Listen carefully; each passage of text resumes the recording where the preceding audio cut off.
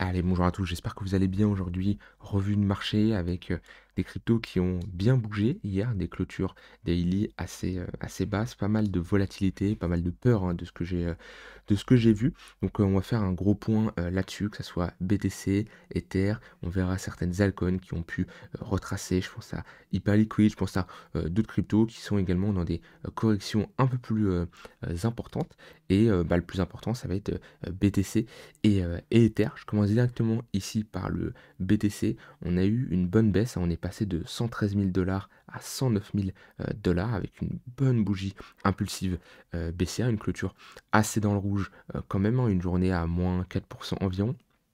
Et ça me surprend pas, ce genre de volatilité. J'ai été le premier à vous le dire avec l'arrivée des baisses des taux, avec le discours de Powell et tout ce qui en suit. Je m'attendais à une fin d'année avec pas mal de volatilité. Alors, que ça soit dans un sens ou dans un autre, hein, le but c'est pas de prédire, mais en tout cas, je m'attendais comme ça à une volatilité assez importante et je pense que cette fin d'année va être similaire, que ça soit dans un sens ou dans un autre, mais je pense qu'on va rentrer ici dans une période avec les différents discours qui vont arriver de Powell, avec les baisses des taux qui vont potentiellement arriver également, d'avoir ici un marché qui subit une forte volatilité. Donc ouais, un BTC qui a bien enfoncé, qui a surtout cassé ce niveau de support, hein, qui faisait office de support à un long moment, on la break, office de résistance, c'était une très bonne polarité. Et le fait de break ce niveau à la baisse et de ne pas repartir quand on était ici pour potentiellement marquer ici, hop, à ce niveau-là, creux, sommet creux plus haut que le précédent, et maintenir cette polarité, ça nous montre quand même qu'on a globalement des vendeurs qui se manifestent, et potentiellement qu'on va rentrer dans un plus gros range ici, si bien sûr on tient le niveau des 107 000 dollars, je reviendrai après. Donc on peut être dans une plus grosse phase de latéralisation, moi personnellement je la notais surtout ici, ok, avec une déviation à la hausse, une déviation à la baisse et une réintégration. Le fait qu'on repasse en dessous de ce niveau-là m'indique que ici nous ne sommes plus juste sur une déviation, ok, mais sur un niveau qui est en train d'être testé. Et on peut être globalement sur un gros range, ok. Techniquement, on reste sur un flux, un price action bullish sur du long terme, avec des creux et des sommets de plus en plus haut. Par contre, ouais, il faut vraiment tenir ce niveau des 107 000 dollars. Si on commence à passer sous le niveau des 107 000 dollars, moi ici, qu'est-ce que je note? Eh ben, je note tout simplement à ce niveau-là, hop, une structure de retournement type top de marché. Et c'est quelque chose que je n'aimerais pas voir. Pourquoi? Parce qu'en plus déjà d'un point de vue saisonnalité, si on suit les différents cycles, on peut s'attendre, hein, c'est-à-dire si ce qui s'est passé dans le passé se répète, on peut s'attendre à un top de marché pour octobre-novembre 2025. Hein. Donc globalement, actuellement, on est dans une temporalité où historiquement, ok, on pose souvent des tops de marché. Donc on est dans une phase où je vais vraiment surveiller surtout les clôtures weekly qui arrivent, hein, parce que c'est vraiment les clôtures weekly pour le long terme et le très long terme que je surveille. Oui, sur du court terme, c'est baissier. On est dans un momentum baissier et des moyennes mobiles orientés à la baisse. Sur du moyen terme, on est également globalement dans un range, voire baissier, vu qu'on est passé ici sous le tunnel 1 heure, sous le tunnel 4 heures. Donc on est baissier. Il y a juste la tendance long terme qui pour le moment est préservée avec un daily qui fait toujours office de support. On reste dans ce cadre de cette tendance haussière, on le voit bien, même si des fois on repasse sous le daily légèrement, on le réintègre rapidement et on n'a pas vraiment d'installation en dessous avec un tunnel daily qui lui serait orienté à la baisse. Donc on n'a pas de vraie raison pour être baissier sur du long terme. Par contre, j'ai été le premier à vous le dire, ça soit je vous le dis là et je vous l'ai dit dans les dernières vidéos, si on commence à passer en dessous de ce niveau-là et surtout en dessous de ce niveau-là, pour moi c'est potentiellement le début d'un gros signal baissier sur du long terme. Alors ça, un signal intermédiaire sur du long terme, ok, parce qu'on validerait quand même une pattern de retournement, ici, sommet, creux, sommet plus bas que le précédent, ok, rejet, et ici creux plus bas que le précédent. Donc on validerait tout simplement une structure de retournement. Et ça, la réintégration des 100 000 dollars, c'est réintégration du chiffron psychologique et surtout on repasse en dessous de ce gros niveau de résistance qui fait maintenant office de support. Et potentiellement, moi, je renforcerai mes prises de profit de mon côté et je réduirai à nouveau mon exposition pour être beaucoup plus à l'aise, avoir du cash tout simplement et de ne pas me retrouver piégé. Des fois, certains peuvent avoir du mal hein, de TP après une baisse parce qu'ils se disent ah ouais mais c'est dommage, on vend sur un potentiel bottom.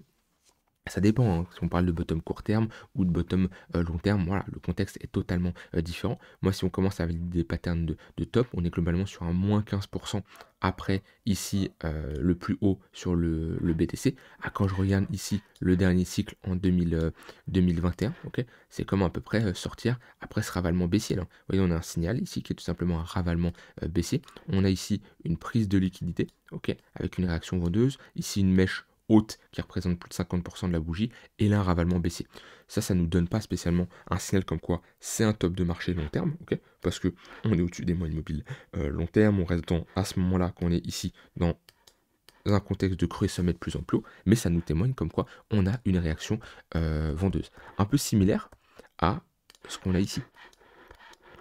Vous voyez cette mèche là, avec cette clôture weekly qui nous break pas la TH, au moment où on clôture, rien ne nous dit que c'est un top de marché long terme. Et ce n'est pas encore le cas, mais potentiellement, ça pourrait le devenir. Et de toute façon, un top de marché commence par du court terme, qui se transforme sur du top de marché moyen terme, qui se transforme sur du top de marché long terme. Donc pour moi, on est dans un contexte où il ne faut pas spécialement chercher à, comme la plupart des gens sur Internet qui vont vous vendre du rêve, qui vont vous dire oui, soit le BTC là, il pose le bottom, il va chercher les 150 000 dollars, ou alors ceux qui sont permabères, qui vont vous dire oui, c'est sûr, le BTC revient chercher les 50 000 dollars. Non, pour moi, il faut avoir une approche beaucoup plus professionnelle que ça et de se dire, ok, personnellement, je ne cherche pas à anticiper le futur.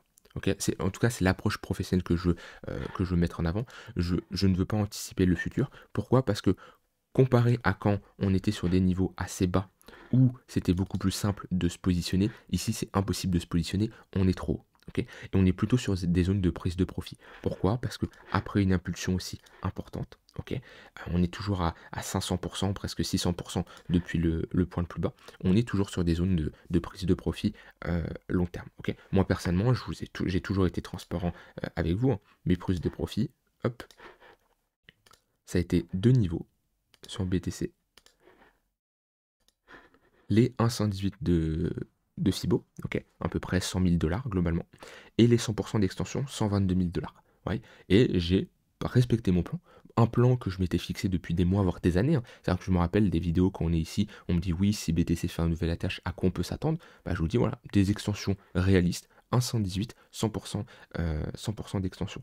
Maintenant, on est dans un contexte où moi je ne peux pas rentrer en position, on est beaucoup trop haut, je parle vraiment sur du long terme. Et comme tout investisseur professionnel, un investisseur, il prend son point le plus bas, là, son point le plus haut, hop, à ce niveau-là, il trace son Fibo, et il regarde. Ok, 0,382, premier arrêt, c'est toujours un premier niveau intéressant pour re-rentrer en position, pas spécialement faire all-in, ok, mais c'est un premier niveau. Souvent, le marché revient chercher ce niveau-là. Dans une tendance haussière, c'est assez courant. Vous voyez ici, on a notre tendance haussière, on revient chercher le premier arrêt, hop, on rejette. Ici, on a notre tendance haussière, on revient chercher le premier arrêt, on rejette.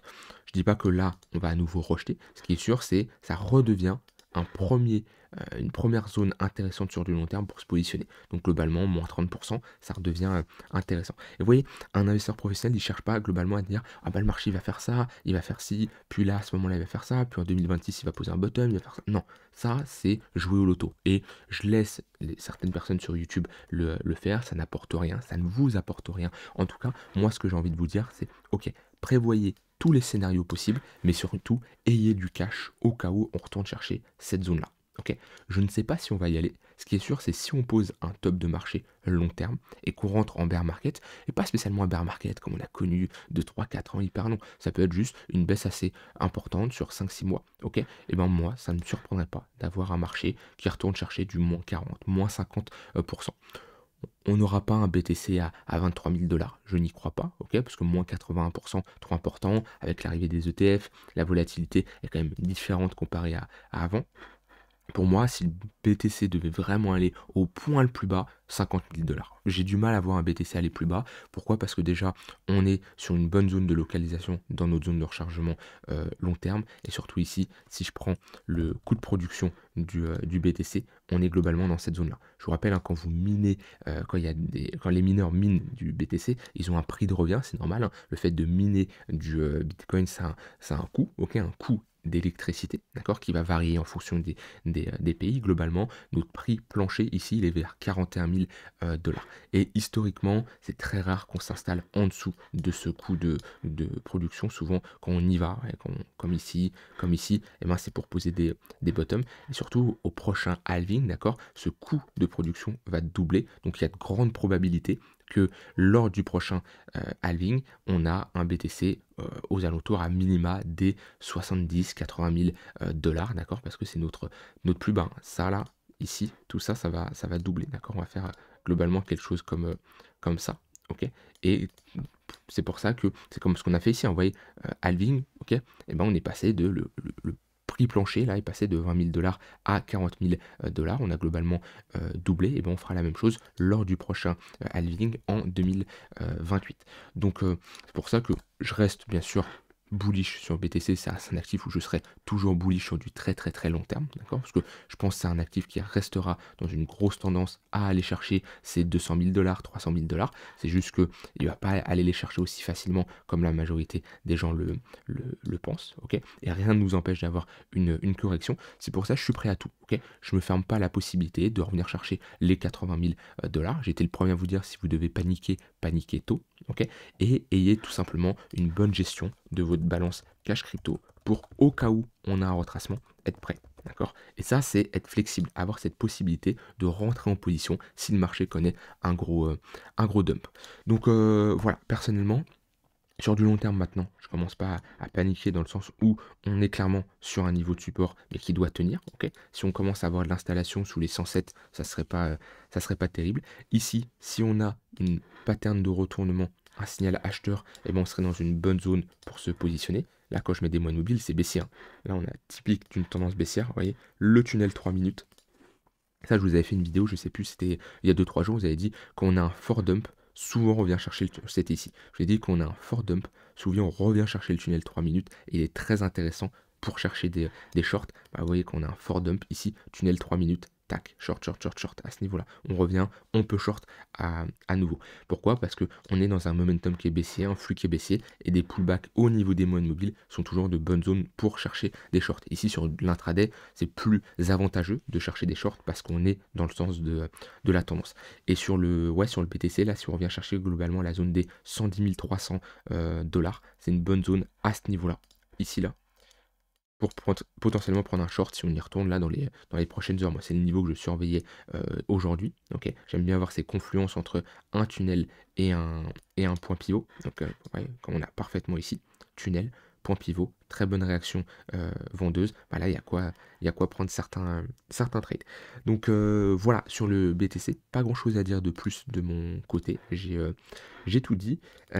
Restez prudent sur du long terme, ayez cette flexibilité pour savoir quoi faire. Ne cherchez pas spécialement à anticiper le marché, bien sûr, jouez avec les probabilités. Bien entendu, ça c'est quelque chose de classique et qu'on fait depuis un moment. C'est-à-dire que quand on est dans ce range-là, je suis le premier à vous le dire que ce range a plus de chances de casser par le haut parce qu'on est dans une dynamique qui est haussière. Pareil à ce niveau-là, pareil à ce niveau-là, ici. Bref, maintenant, si le marché se retourne, eh ben, faut pas se dire ah bah non, je comprends pas comment ça peut arriver. Quand on établit des probabilités, il y a toujours une part d'invalidation, il y a toujours une part où le pire peut se passer même si la probabilité est faible, et ça on doit tout simplement la préparer. Et alors je rentre pas sur le côté psychologie parce que j'en avais fait une qu'on avait fortement baissé à ce niveau-là, mais quand on a ce genre de baisse, c'est toujours important de prendre du recul sur soi et de voir comment vous avez réagi. Alors, au niveau d'Ether, on a été beaucoup plus bas et on est revenu chercher un niveau très important sur Ether. Ok, très important. C'est un niveau qui s'achète, clairement. Pourquoi? Parce que sur du long terme, on est sur cette zone ici de localisation. Ok, une très bonne zone et un niveau qui doit tenir. On est sur un niveau de support, ce niveau a plus de chances de tenir. Maintenant, si on commence à le réintégrer, moi je réduirais mon exposition sur Ether. C'était mon plan, je vous l'ai partagé, je vous avais dit sur Ether, on repasse sous les 3009 globalement, sous ces zones-là en clôture weekly. J'invalide parce que je ne serais pas serein de garder du Ether qui clôture par exemple à ce niveau-là. Et j'ai pas de mal à prendre mes profits, même après, ici, une baisse d'à peu près moins 20. Déjà, ouais, j'avais pris mes profits vers les 3 800 Bah, potentiellement, les gens qui ont dû rigoler en me disant: «Ouais, Nico, il a pris ses profits sur Ether à 3 800 alors qu'on est à 4 600 4 700». Je l'ai fait aussi, je l'ai fait ici aussi, mais j'ai pris mes profits, bien sûr, ici. Bah, peut-être ces personnes-là, on est revenu chercher mon prix où moi je suis sorti. La différence, c'est que ces gens n'ont absolument pas TP. Parce que c'est toujours simple de rigoler, sauf que quand on est juste sur je hold et je verrai plus tard, on se retrouve souvent à ne jamais prendre ses profits et à se retrouver en face de ce que le marché nous propose, c'est-à-dire un dump sans savoir, sans avoir la possibilité de quoi faire ou de bien prendre vos profits, parce que si vous n'avez pas une stratégie, si vous n'avez pas établi un plan de prise de profit, bah vous vous retrouvez souvent dans ce genre de baisse à vous dire, d'avoir le sentiment de vous dire: ah mince, j'aurais dû prendre mes profits si je m'étais écouté, si j'avais fait mon plan, sauf que souvent bah c'est trop tard. Ok, comme je dis, il n'y a pas de méthode miracle. La question à se poser, c'est qu'est-ce que vous avez mal fait que vous pouvez corriger pour pas le refaire dans une situation qui se reproduirait dans le futur. Donc ouais, sur Ether, très bonne zone là qui doit tenir. Et comme je dis, si on passe, moi j'ai pas de mal à TP à 3 700 $, hein, sachant que j'ai un prix moyen d'achat à 1 600 à peu près sur Ether. Voilà, hein, moi j'ai été fortement rentré à ce niveau-là, que je prends mes profits ici ou ici, je reste sur une performance qui est assez intéressante, hein, une performance en quelques mois qui est honorable, d'accord. Et surtout, bah, quand on est comme ça sur c'est complètement différent de quand on est sur une faible altcoin qui va potentiellement faire un x5, x10. La différence, c'est que je n'ai pas la même exposition sur Ether qui va me proposer un x2, un x3, sauf que j'ai une exposition qui est beaucoup plus importante, d'accord. Je size beaucoup plus. Donc sur Ether, ouais, on est sur un gros niveau.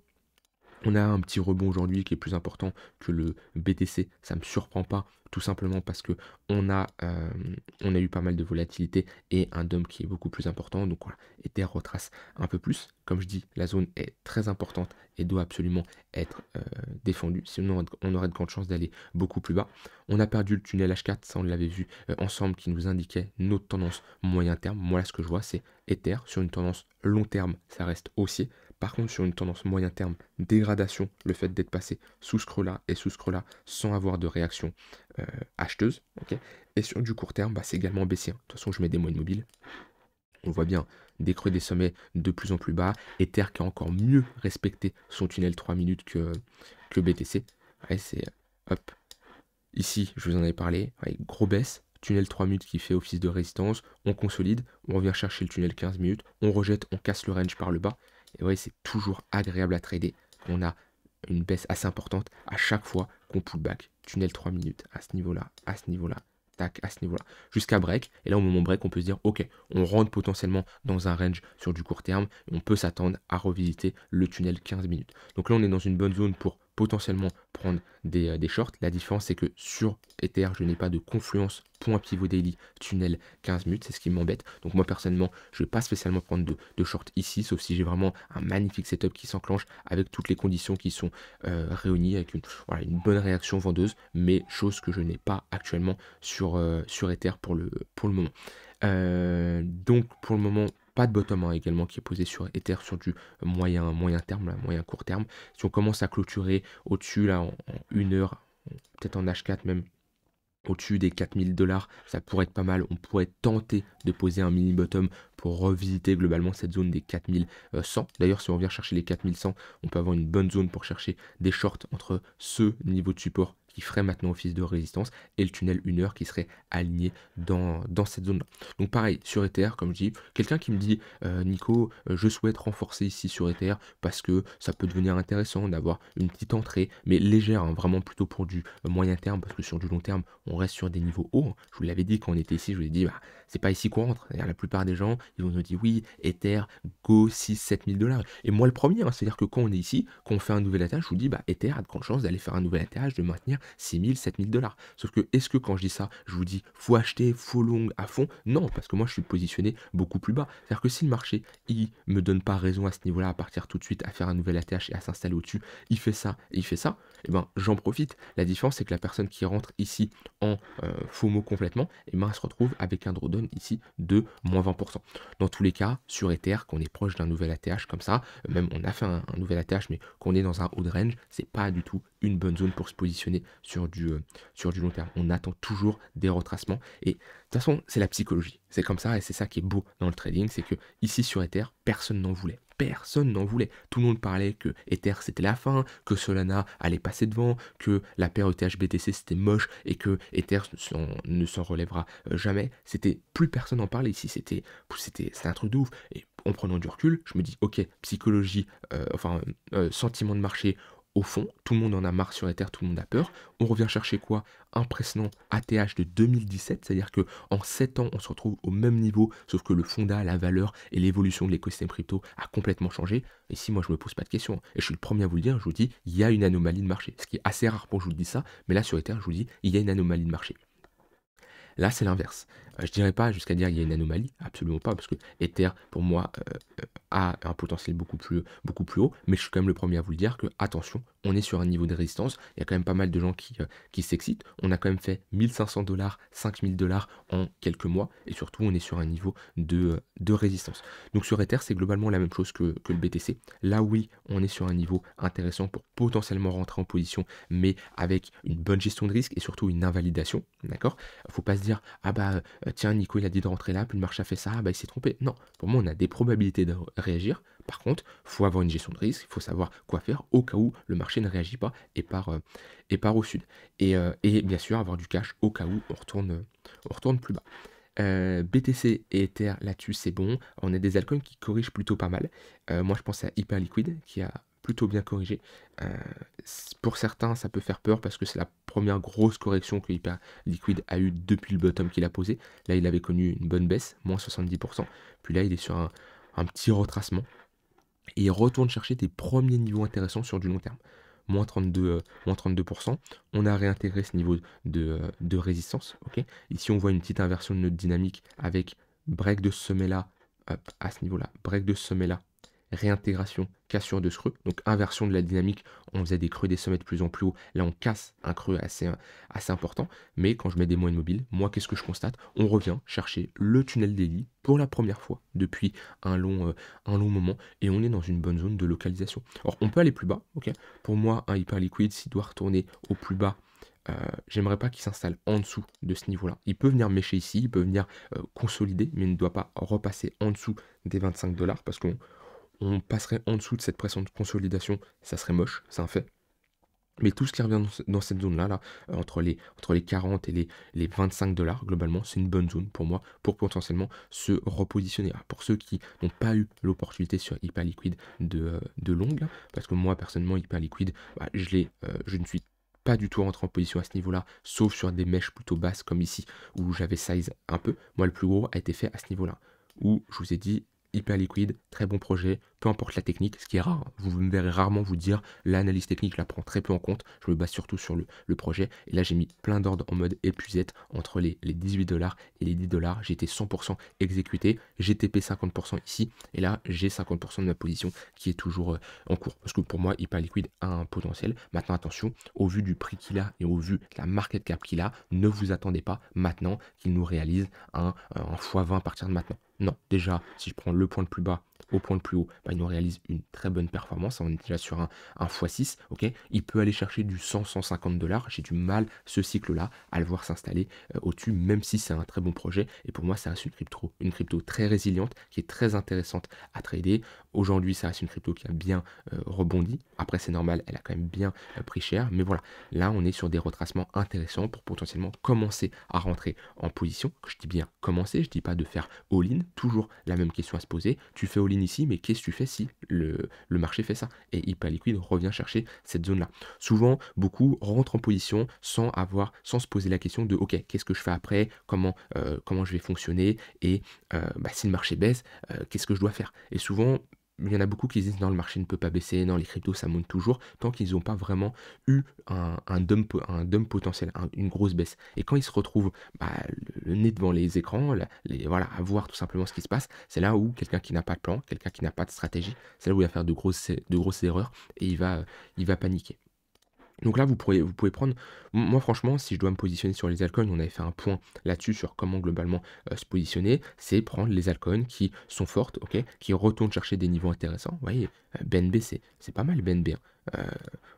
reste dans une tendance bien haussière. Le tunnel H4, et ben, on revient le chercher. Hop, on a une bonne confluence ici, point pivot weekly, point pivot monthly. Bah, BNB, on est dans une bonne zone, c'est un fait, pour se réexposer. Mais légèrement, je ne parle pas ici de faire all-in sur du long terme, comme si on était venu chercher du moins 90%. Non, là on est dans une bonne gestion de risque parce qu'on est sur des niveaux hauts, mais on cherche tout simplement à faire de la continuation de tendance. On accompagne ce flux, ok, on accompagne cette dynamique haussière avec bien sûr une invalidation, parce que si le marché ne respecte pas notre scénario, notre but n'est pas de se dire ok, bah, je suis rentré à 950 $, je n'ose pas clôturer ma position, et globalement c'est une position court terme qui va devenir une position moyen terme, qui va devenir une position long terme, et je vais me retrouver à hold un potentiel une crypto qui va être divisée par deux. Ok, ici, il y a de quoi faire de la continuation de tendance qu'on vient chercher cette zone-là. Ok, par contre, si ça part pas dans notre sens, on coupe. Sinon, on se retrouve à hold une crypto qui va baisser, baisser, baisser, baisser.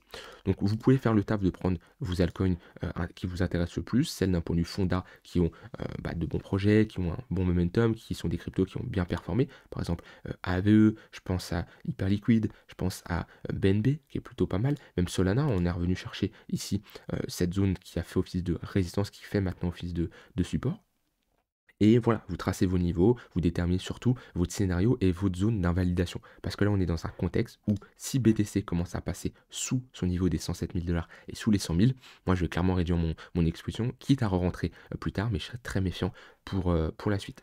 Voilà, de ce côté-là, on reprendra l'analyse de vos altcoins demain. Là, je voulais vraiment faire un gros point sur ce qui s'est passé et comment bien réagir et se comporter. Je vous souhaite une très bonne soirée et je vous dis à demain pour une prochaine vidéo. Bye bye.